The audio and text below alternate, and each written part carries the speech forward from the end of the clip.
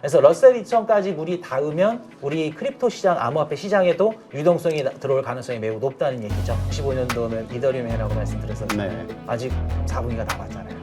폭발적인 상승이 이더리움이 주인공이 되지 않을까.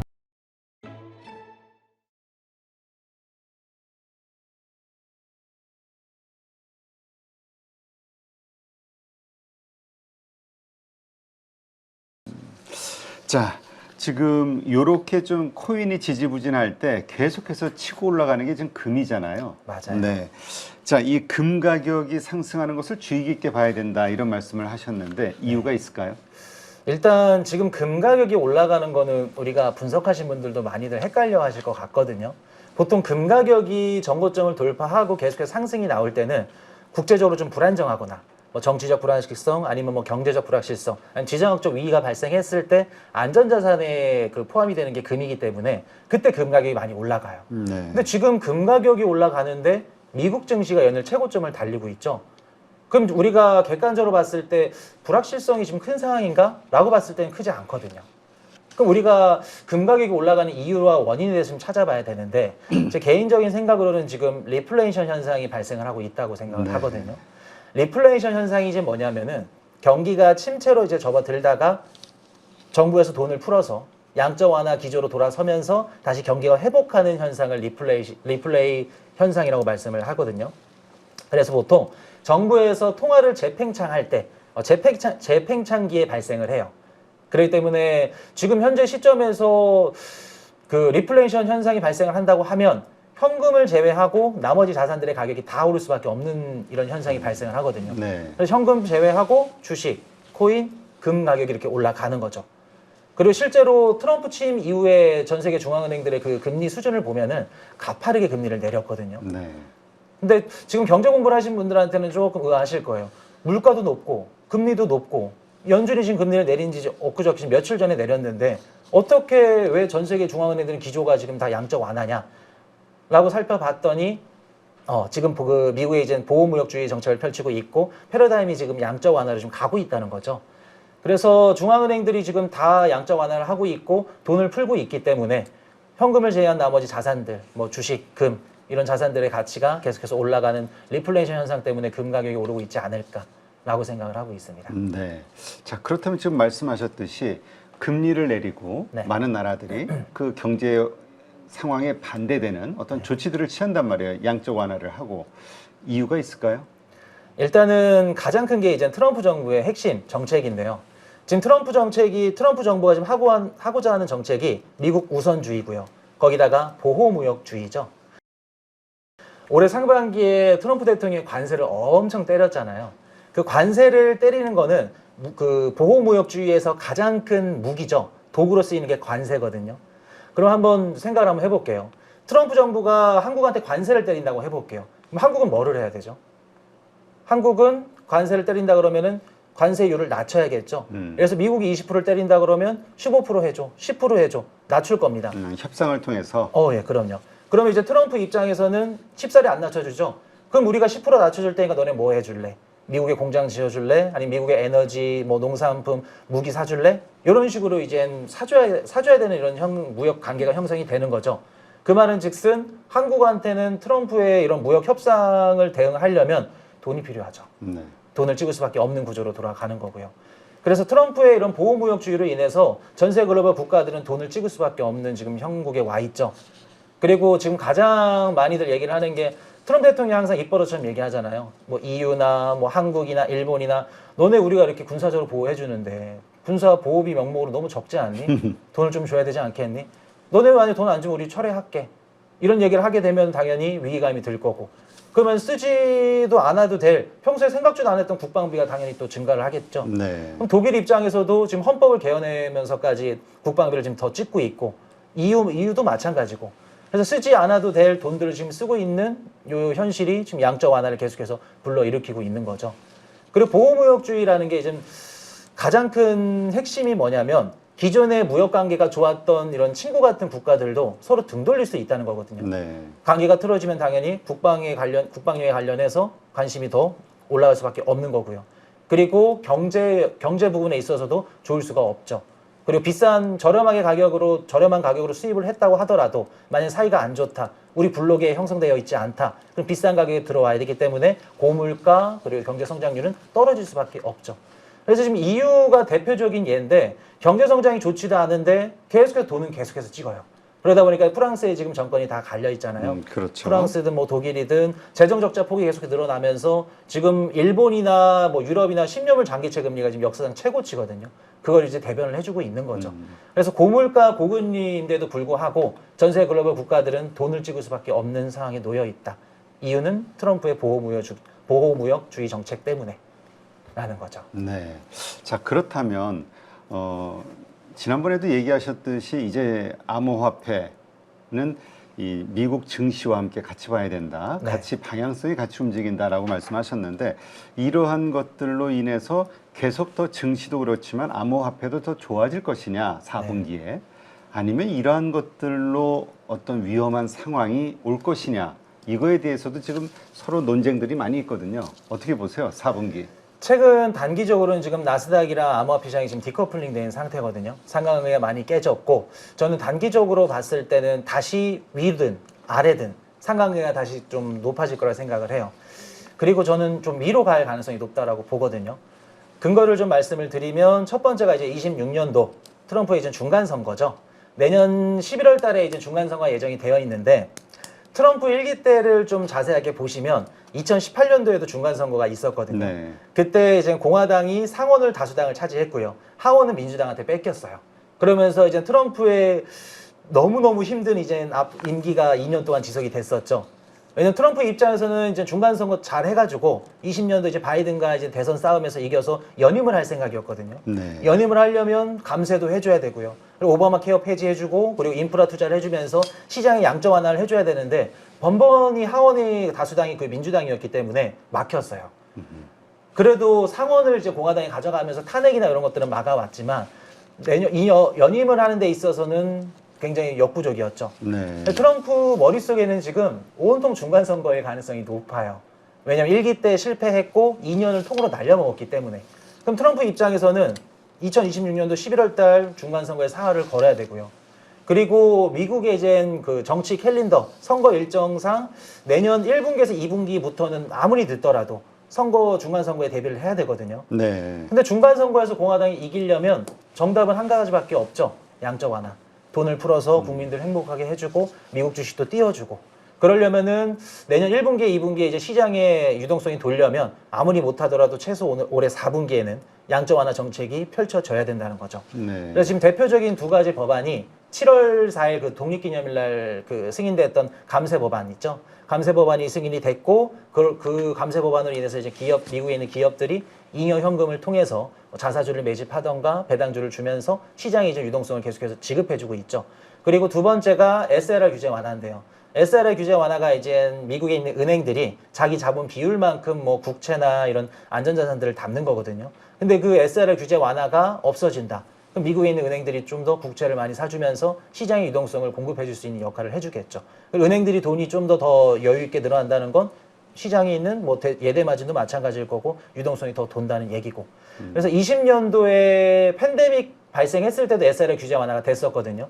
의견 수렴 기간이 60일이고 60일 끝나고 나서 2달 만에 시행을 했었어요. 네. 그럼 의견 수렴 기간이 지금 올해 8월 말에 끝났고 만약에 20년도처럼 그때 정도 시차를 두고 시장에 적용이 된다 그러면 빠르면 10월 말 정도 될 수 있겠네요. 그래서 올해 연말에 요것 말고도 또 트럼프 정부에서 하고자 하는 게 막 양적 완화, 그냥 유사 양적 완화가 굉장히 많잖아요. 네. 기업들의 규제도 완화해주고 바이든 정부 때 볼 수 없었던 뭐 IPO라든가 M&A도 너무나도 활발하게 이루어지고 있고 그리고 뭐 엔비디아나 오픈 AI 서로 막 투자하는 거 보면은 이런 것들이 다 트럼프 정부 정책에서 나오는 것들이거든요. 그래서 이런 것들로 인해서 올해 4분기 나쁘지 않을 가능성이 높다라는 생각을 하고요. 그리고 두 번째 이유는 미국의 높은 경제 성장률이죠. 미국의 GDP 70%가 미국 GDP의 70%가 차지하는 게 소비거든요. 네. 미국 경제 성장률의 70%가 소비라면 그럼 미국의 소비가 올해 4분기에 좋은지 나쁜지에 따라서 미국 증시 혹은 우리 암호화폐 시장도 좋을지 나쁠지가 나오겠네라는 답이 나오거든요. 올해 아까 말씀드렸듯이 올해 4분기에 전 세계 글로벌 국가들이 소비를 하는 시즌들이 다 몰려 있죠. 그럼 미국인들이 소비할 가능성이 높다는 거고, 그은즉슨 미국의 4분기 성장률도 괜찮을 가능성이 높다는 거죠. 그리고 최근에 발표됐던 미국의 GDP 2분기 확정치도 3.8이었거든요. 그리고 3분기 얼마 전에 연방준비나 그 패드나우에서 발표했던 것도 예상치가 3.9%예요. 네. 그럼 2분기, 3분기 괜찮을 가능성이 높고 4분기까지 괜찮다. 그러면 단기적으로 미국의 경제 성장률이 깨진다라고 보기엔 어렵죠. 그리고 가장 또 핵심 중에 한 가지가 뭐냐면 미국 전체 소비의 50%를 그 상위 계층이죠. 소득 계층으로 따졌을 때 상위 10%가 담당을 하거든요. 그리고 미국 전체 소비 70%는 상위 20%가 담당을 해요. 근데 이제 그분들이 본인들의 자산을 지키기 위해서 해지를 하기 위해서 주식 투자를 하거든요. 그럼 쉽게 말해서 주식 가격이 올라가면 그분들의 소비력은 떨어지지 않는다는 얘기죠. 그렇게 된다면은 GDP의 70%를 차지하는 소비가 떨어질 가능성이 매우 낮다는 거고, 그 말은 즉슨 단기적으로 미국의 경제 성장률이 꺾이기에는 힘들 거다. 네. 그리고 만약에 경기가 침체로 간다. 그럼 유동성이 부족하다는 건데, 시장의 지금 유동성적인 측면을 봤을 때도 얼마 전에 그 엔비디아가 오픈 AI한테 $1,000억 투자를 했잖아요. 그렇죠. 그리고 그 $1,000을 갖고 또 엔비디아 거를 샀잖아요. 그거를 보고 2001년도에 IT 버블이 발생했을 때 벤더 파이낸싱이다 이런 얘기들을 많이 하시는데, 그때랑 지금은 사실 다르죠. 지금 실질적으로 AI라는 이런 패러다임이 있고 실제로 매출을 발생하고 있기 때문에. 그리고 엔비디아, 오픈 AI, 그리고 인텔 투자 이런 것들이 다 어디서 나오는 정책들이냐면 트럼프 정부 정책에 나오는 정책들이거든요. 네. 트럼프 정부 정책이 시장을 계속해서 쥐락펴락하면서 기업들이 돈을 나올 수 있게끔 하는 거죠. 이런 식으로 이제 접근을 하는 거죠. 20년도 팬데믹 때 정부에서 돈 많이 찍었잖아. 그 돈은 너네 돈 많이 벌었으니까 지금은 전 세계 글로벌 국가들이 지금 부채가 너무 많아서 돈을 못 찍어. 그러면 너네가 정부를 못 찍는 대신 많이 벌었으니까 너네들이 돈을 풀어. 라면서 계속해서 기업들을 옥죄는 거죠. 그래서 새로운 어떻게 보면 정부가 유동성을 공급하는 새로운 그런 예전의 방식이 아니라 기업들이 유동성을 공급하는 새로운 방식으로 지금 시장의 유동성들을 계속 넣어주고 있다는 거죠. 그리고 한 가지 또 예를 들자면 얼마 전에 오라클이 그 $180억 회사채를 발행을 했거든요. 네. 회사채를 발행해서 모인 자금이 $880억. 아, 그러니까 돈을 시장에 무궁무진하다. 너무 많다는 거죠. 그리고 더욱더 충격적인 건 오라클이 40년째 만기 회사채를 발행했거든요. 네. 그것조차 다 팔렸어요. 미국의 30년물 국채도 살까 말까 하고 막 그런 상황인데 오라클이 뭐라고, 좋은 기업인 건 맞지만, 그래서 40년채가 팔릴 정도라면 지금 월가의 시장 투자자들이 AI에 대한 기대감도 너무나 크고, 그리고 시장 유동성도 얼마나 많은지를 알 수 있는 거죠. 네. 그래서 우리가 올해 4분기랑 내년 상반기까지는 좋겠지만, 그래도 이제 내년 26년도 이제 내년으로 이제 넘어가면은 좀 막 불안정한 이런 이벤트들이 굉장히 좀 많이 예정이 되어 있긴 하거든요. 네. 그래서 이번 상승장이 올 때 좀 적절한 시점에 덜어내는 게 좋지 않을까. 그러니까 2026년까지는 이 상승장이 좀 이어질 것이다라고 보시는 거군요. 정확한 구체적인 시점까지는 힘들 수는 있겠지만 26년도 상반기도 상승장이잖아요. 상반기도 26년도잖아요. 그렇죠. 그렇죠. 그래서 26년도가 전체적으로 다 좋을 거라 보지는 않고 2020년 한 상반기 정도까지는 네, 저는 개인적으로 중간 선거 가면 갈수록 조금 안 좋을 거라 것이다. 생각을 해요. 네. 근데 요즘 원래 캐시우드는 $100만 이상 갈 것이다. 네. 오래전서부터 얘기했었던 분이고 마이크로 스트래티지 그쪽 대표 회장도 그랬고, 그런데 이번에 보니까 또 코인베이스 대표도 2030년까지 $100만 돌파할 수 있다 이런 얘기를 하면서 시장에 상당히 좀 강한 기대감을 또 불러일으키는 원동력이 된 것 같아요. 좀 내러티브를 계속해서 만드는 거죠. 거기 업계에 계신 분들이고, 그리고 이미 자기네들은 많이 담았잖아요. 그래서 그러니까 약간 이해관계가 얽힌 기대감이 섞여 있는. 그럼요. 맞아요. 지난번에 그 국채 담고, 네, 그 국채 대부도 그렇게 했었죠. 채권의 대부도. 자, 그렇다면 그러한 사람들의 말은 참고로 하되 적절하게 이 사이클과 맞춰서 자신이 잘 알아서 투자를 해야 된다. 그러나 어쨌건 내년 상반기까지는 지금의 이런 호재들이 이어질 수 있지만 하반기로 갈수록 중간 선거가 가까워질수록 노이즈, 그다음에 여러 가지 좀 사이클상 그 급락에 처할 수 있는 상황들, 이런 위험성들은 점점 커진다. 이렇게 좀 이해를 하면 되겠군요. 네, 사실 저도 장기적인 관점을 봤을 때 $100만 더 이상 간다고 생각을 하는데 $100만 현실적으로 힘들죠. 단기적으로는. 단기적으로는. 네, 그래서 저번 방송에서 아마 말씀을 드렸는지 모르겠지만 제 그냥 개인적인 생각은 뭐 한 15만 불에서 한 17만 불 그 정도 이제 왔다 갔다 하는데 뭐 그 정도 선에서 어느 정도 이제 수익 실현을 하고 이제 다음 또 사이클을 준비하는 게 현실적이지 않을까라는 생각을 해봅니다. 네, 알겠습니다. 자, 그런데 지금 말씀하신 대로 미국 증시, 그다음에 금, 이거는 유동성의 힘에 의해서겠죠. 네. AI 어떤 열풍도 있겠지만 계속해서 신고가를 경신하고 있어요. 근데 말씀하신 대로 코인은 좀 비트코인은 지지부진하단 말이죠. 왜 그럴까요? 지금 코인 투자분들이 많이 속상해하고 계실 거고 엄청 불안하실 거예요. 그러게 오를 때 못 오르니까 그럼 네. 보통 그다음에 빠진다라고 생각하거든요. 거기다가 또 이제 알트코인들이 움직이지 않으니까 항상 저희 암호화폐 상승장 때마다 말이 나오는 얘기들이 있거든요. 이번에 알트 상장 안 와. 절대 안 와. 라는 이야기가 있는데 실제로 왕상 왔었고요. 그리고 이번에도 미국 증시가 올라가는데 암호화폐 시장에서 뭐 비트나 이더는 잘 가는데 그래도 알트가 움직이지 않으니까 진짜 이번에는 안 오는 건가? 라고 생각들을 하고 계실 텐데 일단은 지금 미국 주식 그리고 금은 최고점을 계속해서 넘고 있고요. 크립토 시장만 계속해서 지진부진하고 있는 이유를 한번 살펴보자면 첫 번째 이유는 좀 암호화폐 시장만의 구조적인 문제점이 있지 않나 라는 생각을 해봅니다. 미국 증시 같은 경우에는 패시브 투자라는 게 있거든요. 인덱스 투자라고 개별 종목에 투자를 하지 않더라도 증시에 자본이 유입되는 이런 구조적인 상품들이 많아요. 뭐 예를 들어서 제가 테슬라를 뭐 안 좋게 생각을 한다고 해볼게요. 테슬라는 투자 안 할 거야 하더라도 테슬라가 들어있는 그 나스닥 지수를 추종하는 인덱스 펀드를 투자한다고 하면 간접적으로 테슬라를 투자하는 것과도 같은 거거든요. 네. 그런 식으로 뭐 인덱스 펀드라던가 아니면 뭐 타깃 데이트 펀드라고 미국 국민들이 이제 은퇴 시점에 맞춰가지고 자산을 이렇게 배분해주는 펀드가 있어요. 뭐 그런 것도 있고 뭐 401k 노후연금 펀드도 있고 그러니까 실질적으로 내가 개별 종목을 투자하지 않더라도 미국 주식에 들어갈 수 있는 유동성이 들어갈 수 있는 이런 다양한 상품들이 많다는 거죠. 미국 주식과 마찬가지로 금도 다양한 ETF 상품들이 많고요. 근데 우리 암호화폐 시장은 그런 상품들이 없어요. 네. 지금 현존하는 상품 꼽자면은 비트코인 현물 ETF, 네. 이더리움 현물 ETF, 기관들이 담을 수 있는 상품은 요 두 가지밖에 없거든요. 그래서 아무리 유동성이 넘쳐나고 자본시장에 돈이 들어온다고 하더라도 암호화폐 시장에 이렇게 들어올 수 있는 구조적인 상품이 없다는 거죠. 그래서 이게 좀 부재가 되지 않나라고 생각을 하고 두 번째는 아직 순서가 오지 않았다고 생각을 해요. 네. 우리가 이제 경제 용어를 한번 설명을 좀 드리자면은 낙수 효과라는 그 경제 용어가 있거든요. 네. 경제 성장을 보통 할 때 상위 계층, 뭐 대기업이나 뭐 이제 부자들 거기 이렇게 경제 효과를 긍정적인 효과를 갖고 나머지 이제 뭐 서민들 중소기업까지 내려오는 효과를 이제 낙수 효과라고 하거든요. 이 낙수 효과가 자산 시장에도 반영이 돼요. 보통 이제 우리 자산시장에 유동성이 들어올 땐 처음에 이제 대형주, 우량주들로 자본이 먼저 가고 그 다음에 중형주 그리고 소형주로 가죠.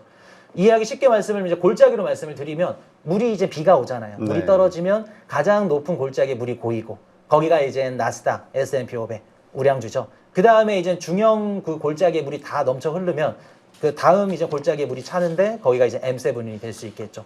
그리고 나서까지 이제 마지막에 물이 이제 끝까지 찰 때 그게 이제 미국 지수로 따지면은 러셀 2000이죠. 소형주에 해당이 되죠. 그래서 러셀 2000까지 물이 닿으면 우리 크립토 시장, 암호화폐 시장에도 유동성이 들어올 가능성이 매우 높다는 얘기죠. 근데 아직 러셀 2000이 의미 있는 좀 폭발적인 상승장을 지금 보여주지 못하고 있거든요. 그렇죠. 작년 12월 달에 전고점을 한번 넘었고 그리고 나서 최근 며칠 전에 전고점 돌파했다가 다시 지금 떨어졌어요. 그 말은 즉슨 아직 러셀 2000에 들어올 수 있는 유동성이 아직 들어올 수 있는 환경이 개선이 안 됐다는 거고 그 말은 즉슨 당연히 우리 암호화폐 시장도 자본이 들어오기 힘들다라는 걸 얘기를 해주고 있는 거죠. 그렇군요. 자, 그렇다면 지난번에도 말씀을 하셨었는데 올해는 이제 이더리움이 해가 될 것이다 그랬단 말이죠. 어떻습니까? 일단 기본적으로 많이 올랐어요. 오르고 나서 이제 그다음에 횡보 하락, 뭐 횡보 조정, 뭐 이런 정도를 보이고 있는 것 같은데 어떻게 이더리움의 상승 시세 분출은 끝났다고 봐야 될까요? 아니요, 이더리움은 아직 멀었죠. 아직 멀었다. 25년도 제가 올해 초에 나와가지고 25년도는 이더리움 해라고 말씀드렸었잖아요. 아직 4분기가 남았잖아요.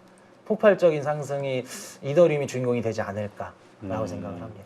그러게 요새 보니까 비트마인이라는 기업은 계속 이더리움을 담더라고요. 맞아요. 네. 자, 그런데 이더리움이 이렇게 주춤하고 있을 때 요새 나오는 뉴스라든가 이런 거 보면 솔라나가 지금 값이 급등을 하고 있다. 네. 그래서 원래 이더리움과 솔라나 신세대, 구세대 플랫폼으로서 약간 비교 대상이었잖아요. 맞아요. 그래서 솔라나가 이기는 건가? 뭐 이런 생각하시는 분들도 있더라고요. 사실 이더리움이 좀 부진하면 솔라나 체인으로 좀 자본이 좀 많이 들어오고, 그리고 솔라나가 어떻게 보면 좀 대표적인 미국계 알트코인이잖아요. 네. 그렇기도 하고, 이더리움에 없는 좀 이런 재미난 플랫폼들, 뭐 예를 들어서 뭐 펌앤펀이라고 이렇게 코인을 발행하는 플랫폼이라던가 뭐 게임이라던가 커뮤니티 같은 이런 다양한 좀 플랫폼들이 솔라나 생태계에 많기 때문에 이더리움이 주춤할 때는 솔라나가 다시 이렇게 올라오는 이런 형국으로 좀 가고 있죠. 그리고 솔라나가 다시 주춤하면 이더리움이 가고 있고. 근데 이제 이게 본격적으로 상승장 들어서면은 이더리움과 솔라나가 이제 서로 이제 대치하는 롤은 좀 달라질 거예요. 네. 이더리움에 이제 기관들 수요가 들어올 거고, 솔라나는 아직 거의 그 정도까지는 가지 못하는 상태고요. 그래서 저번에도 말씀드렸듯이 이더리움은 기관 수요, 그리고 솔라나는 소매 수요, 이런 식으로 우리가 좀 접근을 해야 되지 않을까라고 생각을 합니다.